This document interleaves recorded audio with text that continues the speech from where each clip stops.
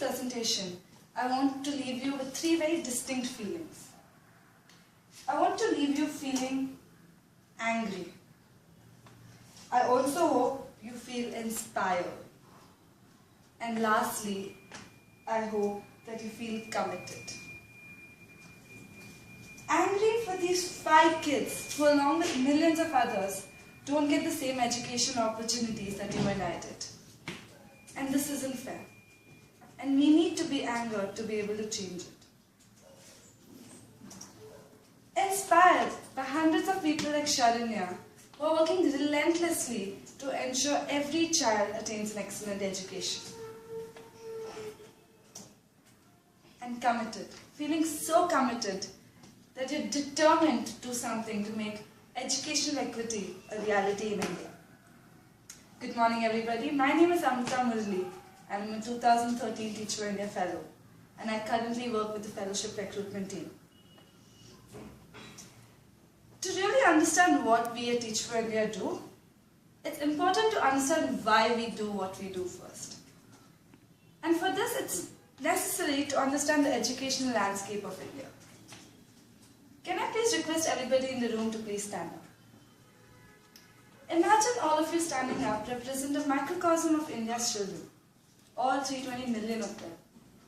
Imagine you're 3, 4, 5 years old, ready to enter school. At this point, I would ask the first 2 rows to my left to please sit down. Can someone tell me what's the difference between those of them sitting down versus those standing up in the context of education? Those of you sitting down represent 4% of India's children who never make it to school. This means these kids are oblivious to a concept of education. They've never held a pen in their hands, they've never seen a chalkboard, but they might even never have seen a gate to a school. This also means the rest of you standing up represent a subset of India's children who at least enroll yourselves in the school. 4% might seem like a small number, but remember it's 4% of 320 million, which is a sizable amount. Can I now ask everybody to my left to please sit down? Can someone now tell me what's the difference between those of them sitting down versus those standing up in context of education? The children sitting down represent 42% of India's children who never make it past 5th grade. By this I don't mean they complete 5th grade. Some drop out in 2nd, some in 3rd, some in 4th, but eventually by 5th grade they're out of India's education system. They started out with 4% never enrolling in school, and by the time we reach 5th grade, half of India's children is out of the education system. Go back to the time when you were in 5th standard. How would your life have turned out if you had dropped out then? I know my life. I know the kind of jobs I've had, or the kind of friends I made, or the books I read. Nothing would have been the same. Now I ask everybody except the first 2 rows to please sit down. Those of you sitting down now represent 90% of India's children who never make it to college. And if you're a girl child in rural India, only 1% of you do. The other 99% do. And this just isn't fair. It isn't fair how your demographics determine your destiny. This brings me to the vision of Teach for India. At the count of 3, can I have everybody read it out together with me? 1, 2, 3.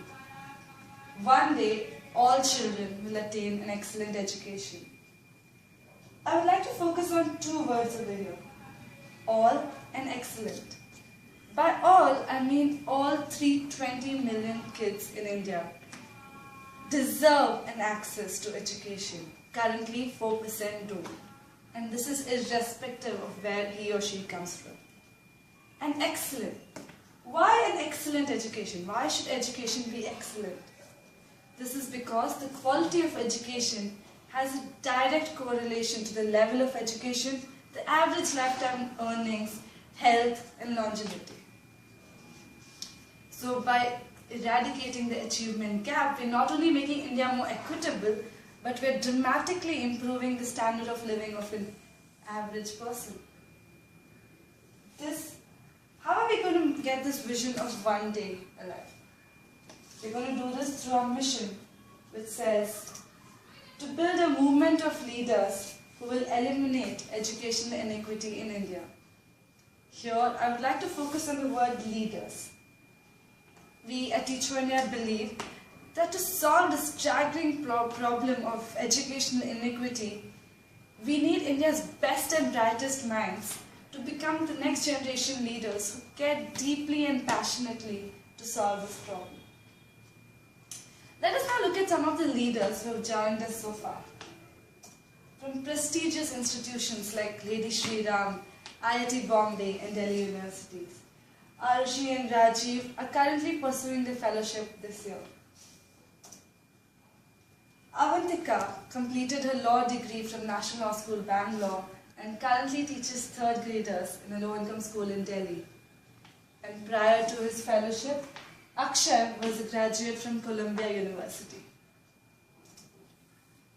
We have engineers with varied experience such as Robin from BMWA or Ruchita, who was previously working with Accenture, who are currently teaching in Teach for India classrooms.